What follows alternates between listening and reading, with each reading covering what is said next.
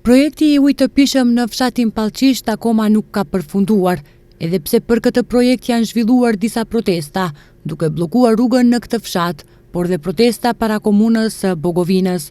Por ky vend banim as sesi të furnizohet në mënyrë normale me ujë. Kryetari i komunës së Bogovinës, Besnik Emshiu, për televizionin Koha, tha se kanë mbetur dhe 10 metra për t'u lidhur me komorën e vjetër dhe ky projekt ka shumë pak punë.